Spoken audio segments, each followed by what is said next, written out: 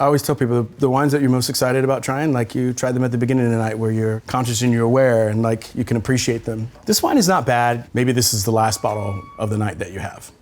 I mean, it'll still get you there, you know what I mean? I'm André Mack, AKA Mouton Noir, AKA the Black Sheep. At the world's finest restaurants, I've poured some of the most elite wines money can buy. But that's not what's happening today. I have 20 wines behind me, all $15 and less. And I'm gonna show you how to walk into a store and pick out a great one. I guess the biggest thing that I like about white wine is that it's refreshing. There's something about it. It's uplifting, it's bright, it's singy. You know, wine is this thing of like exploration, expanding and broadening your horizons. So with this worldwide adventure of white wine, we definitely can't leave out New Zealand. They make some of the most recognizable, most beautiful Sauvignon Blancs. This is from Marlborough, New Zealand. This is called the Koha, and this is 2020. What you'll find in these wines is like just this uncomparable, like grassy notes. They also describe it as this thing that they call cat pee. Right?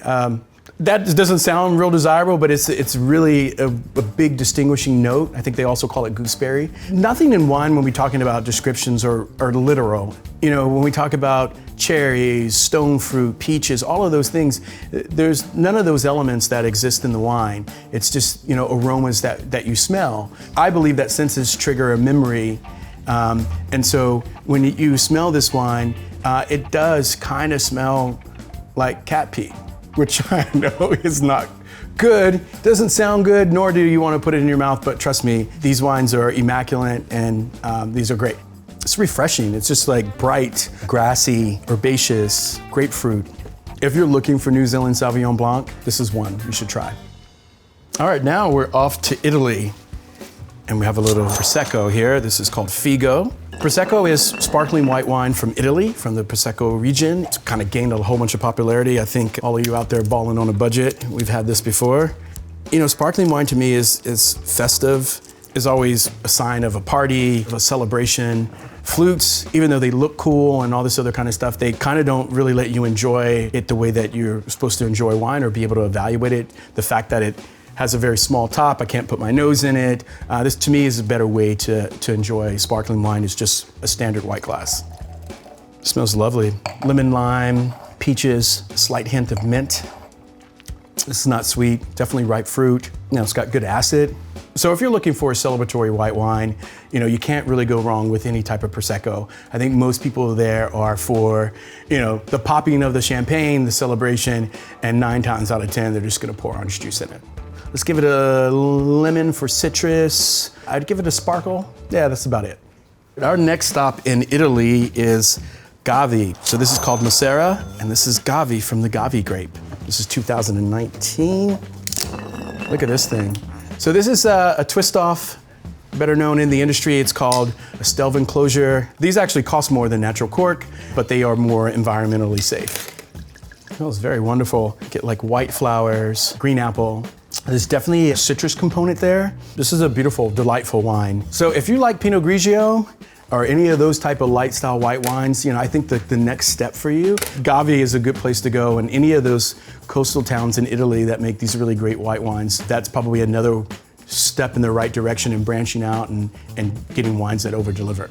So we're still in Italy. We have a little Palo Scafino. This is called Sorriso. This is 2019. This is from Langhe, a region within Italy. And this is a little bit of Chardonnay and Sauvignon Blanc and Viognier. Before we taste this one, you know, a lot of people shop front label. It's always turn it on the back to see who the importer is. That's a kind of a surefire way to shop back label. So you could do Skurnik, another one is Neil Rosenthal, a really huge famous one is Kermit Lynch.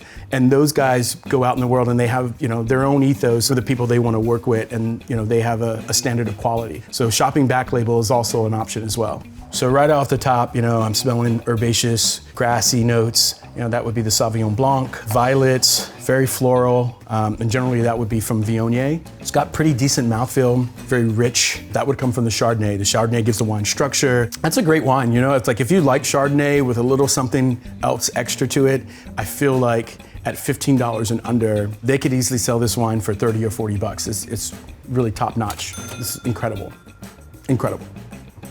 I don't know, just say 3 unicorns. So we have the 2018. This is Pinot Grigio from the Cupcake Vineyards. What's interesting about this, I think we all kind of know Cupcake, at least, you know, to my best of my knowledge, I associate it with it being an American wine brand, but this Pinot Grigio is actually from Italy. Smells slightly oxidized, and when I say that, it smells like cooked apples. Seems reduced slightly. Not at all what I was expecting. It's really rich and round, sweet. It tastes like there's some residual sugar in the wine. This is like kind of like a heavy-handed Pinot Grigio. Is there a smiley face with the like wavy mouth? Let's do that. And let's give it a cupcake. So next up, we're back in the good old United States of America. This is Pinot Grigio from Washington State. It's from the Buehler family. This is called Daisy, 2019. The world famous Pinot Grigio, I think it's something that we've all encountered. It's probably some of our first wines that we've ever tasted.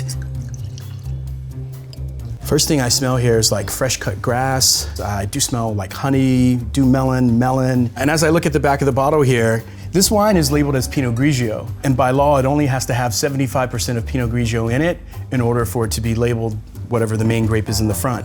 There's also a smattering of other grapes in here. There's some Sauvignon Blanc, hence that's probably where I'm getting all those grassy notes from, and then Riesling. And Riesling is known to smell like petroleum, and that's where I'm picking up this petroleum jelly. So it's not a bad thing, it's just something that's in the wine. It's pleasant, but it's a totally different take on Pinot Grigio. It's like herbaceous, it's like eating like a herb salad with, you know, lemon lime dressing, like with a little bit of vinaigrette. I think this is a great wine. I think it's a great variation and gives you something different. Emoji for this wine, there's melon, herb, a smiley heart face. Is that what they call it? You know, with the hearts in the eyes? Yeah. Moving right along, our next wine up is Blue Quail. This is Sauvignon Blanc 2019 from Mendocino County, so this is from California. It's got a wonderful screw cap, so we can just get the party started. Wow. Definitely herbaceous, green pepper. There's a little bit of cantaloupe at the end. If I'm thinking about looking for a great Sauvignon Blanc, it should be crisp, it should have acid. I know when I say acid, people kind of cringe and, you know, they don't know what to think. If the wine tastes like vinegar, then you know it's too acidic, right? then it's gone bad. This wine has great acid. I don't think it's out of balance with anything else. It's pretty perfect. There is some minerality in this wine. Do they have a rock emoji? Maybe a rock emoji? If not, we always use the Easter Island guy. All right, so we are now on to the next wine, and this is actually from New York. This is from the Finger Lakes. This is Herman Wiemer Vineyard, and this is their field blend. So it's a blend of a couple different grapes, but what they're listing here is Riesling, which the Finger Lakes are known for, and Chardonnay, which I feel is kind of a weird mashup, but intriguing nonetheless. Weird color, almost kind of looks neon-esque a little bit, it has like this glow to it. The wine has a lot more body than I would expect from a Riesling, hence I think the Chardonnay is kicking in. Chardonnay being a bigger style grape. I feel like a lot of the structure from the wine comes from Chardonnay. It does have some pretty beautiful aromatics. This wine's a stunner. I'm pleasantly surprised. Chardonnay and Riesling, I wouldn't have thunk it. And this wine's kind of out of this world. I'm buying all of you this wine for Christmas. All right, moving right along. Next wine, oh, look at this. It's the recipient of the gold medal from the Denver International Wine Competition. This is Barefoot Pinot Grigio. And so, you know, my take on all of this is like anything that has a gold medal or medal sticker on it, kind of not cool. That makes me skeptical. I'm looking at the back of the bottle. There's no vintage, you know, so this wine could be a mixture or blend from different places. And then also it says Pinot Grigio American on the back. So it doesn't give any designation that it came from a specific state. There's lots of different things that a label can tell you, just not like a little cute image of a foot here. It tells you where the wine is made. So the simple fact that this just labels this wine as American leads me to believe that the quality is suspect, right? If it said California, then that gives you a better clue. But the more specific they can get about where the particular grape comes from, the better quality that you have in the bottle. So I'm smelling it. I smell grassy notes. I smell lemon lime. I do smell a little bit of like cotton candy. That's sweet. It's not as sweet as I thought it would be. A little too sweet for my liking. You know, it reminds me of just being a kid and after you ate your fruit cup, you know, that fruit cocktail, there was the juice left in it and you would drink it. That's what it tastes like to me. I mean, I like that stuff for what it was, but this is I don't know if I want that quality in my wine. It's not bad. I've had worse. If I'm already drunk, you know, maybe. Emoji, what's the person who does that? What's that? Man holding hand out and maybe a lollipop.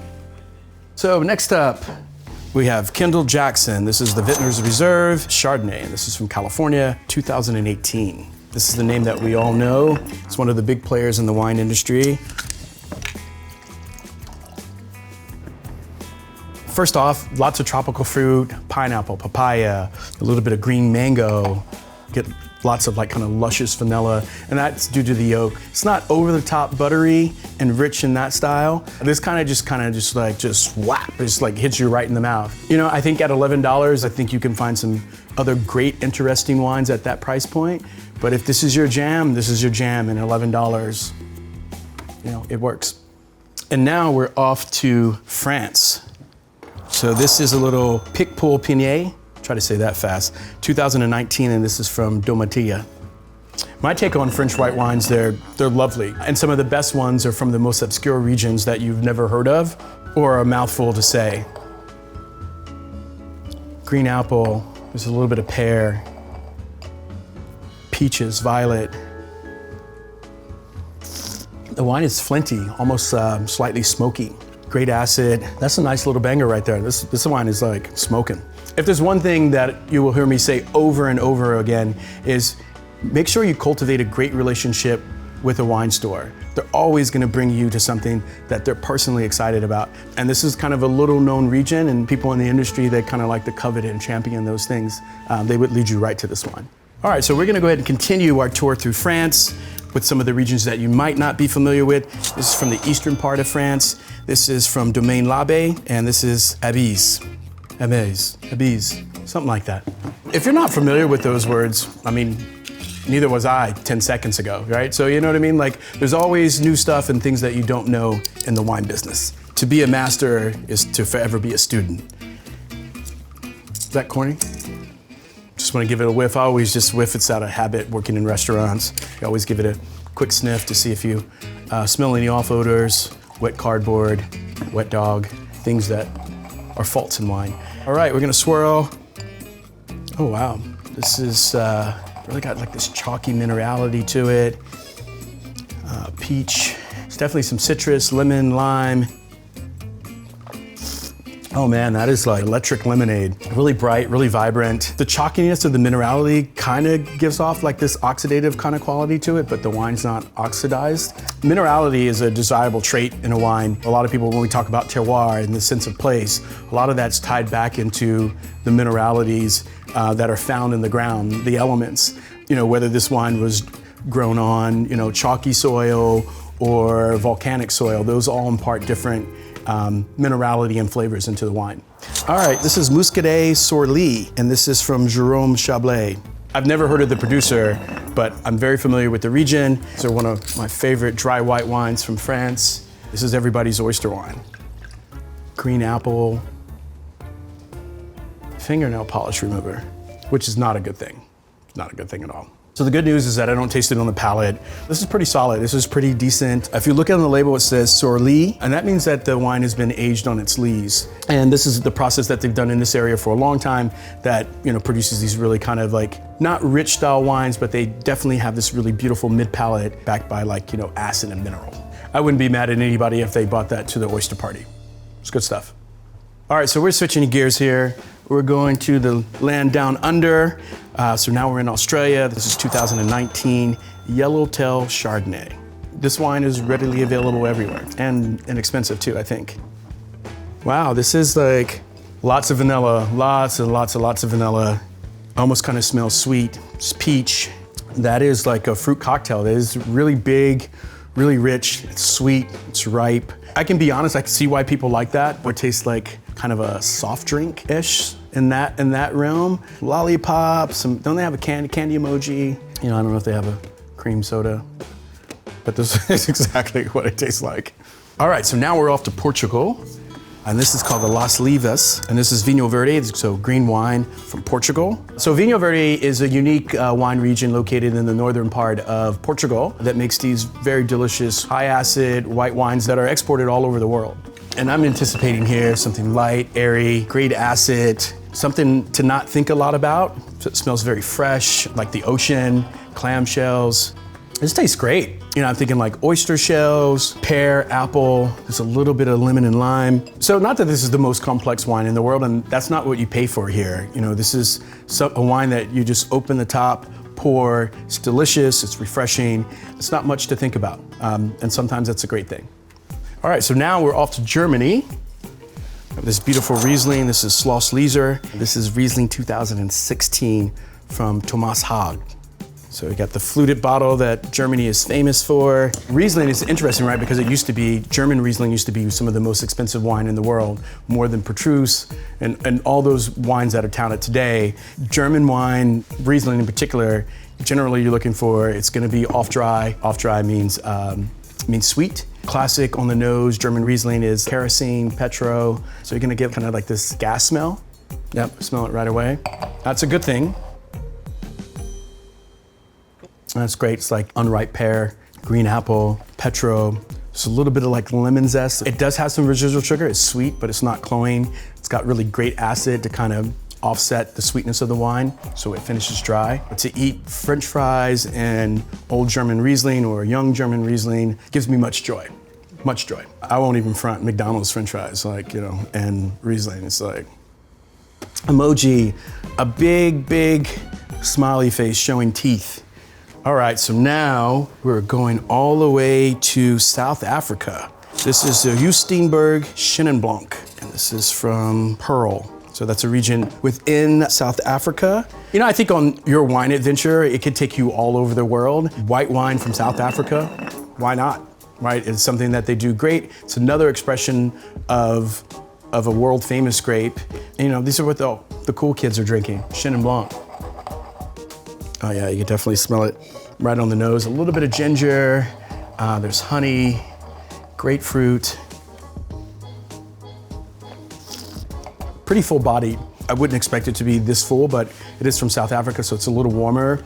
Definitely a kind of a style I like. It's not all the way, say, some of the Chenin Blanc that's being made in California, which is a lot warmer, but this is kind of a nice medium in between. All right, next up is Spain. This is a Spanish white wine called Altos de Olivier, 2019. And this is a blend of a grape called Arian and Sauvignon Blanc. Looks interesting. See the clear bottle here. Baked apple, straight off the bat. Lemon. This has this crazy aromatics. You know, when I talk about Sauvignon Blanc, we're talking about herbaceousness, but this has like this kind of crazy floral note to it. It tastes like Muscat gummies from like Pearl River. This wine is not bad. You know, it's got a creamy texture, it's ripe. You're strapped for cash, just trying to have a good time. Maybe this is the last bottle of the night that you have. All right, continuing on with Spain here, we have the Castillo del San Diego. This is a Palomino Fino. This is 2019. This is some of the grapes that are used to make sherry. I think, you know, I'm attracted to this particular wine because I'm a wine geek. There's no other way to put it. Knowing something about this particular region and this grape, you know, sherry is, you know, an oxidized wine, and you definitely get this on the nose right at the beginning. When I talk about oxidized, it just means that the wine has been like exposed to air a little bit over a long time, and it kind of has like this matted kind of taste to it and smell, almost kind of not burnt, somewhere between burnt and caramelized. This has more body than I thought. It's full, it's rich. It's got decent acid, kind of finishes with like this kind of caramel popcorn taste at the end. This is just, you know, pure joy from exploration, like just exploring wine. But like I said, it probably needs a little bit of hand holding, but I'm stoked. But this is really great. I'll give this, let's give it the horns, right? This is a rock star, like let's rock on. It's a rocker. All right, so we are at the final stop of this journey, and that's gonna be in Austria. This is Setzer, this is Gruner Veltliner, 2019. Dry white wine, great acid. It became the darling of the sommelier set because it was kind of one of the first wines that you could pair with asparagus. Generally, like white wines kind of fold like a cheap chair when paired with asparagus. There's something about them that make the wine taste tinny, and Gruner Veltliner was the savior of asparagus in wine. It's kind of a signature call or hallmark for the grape. Oh man, great acid. This is beautiful, it's refreshing. This is pretty spot on when you think about, textbook Gruner Veltliner. It was great. All right, so here's some key takeaways for shopping for white wine. I think the most important thing is be adventurous. Step outside of your comfort zone, drink lots of different wines, things off the beaten path, things that you don't think you like. That's just gonna make you have a better palate. That's just gonna make sure that you're tasting the wines and really enjoying the wines that you like. Next, don't be afraid to shop back label. Build a rapport with the importer. Turn the bottle around, follow an importer, drink their portfolio, let them do all the hard work for you. And lastly, look for grape varietals that you know.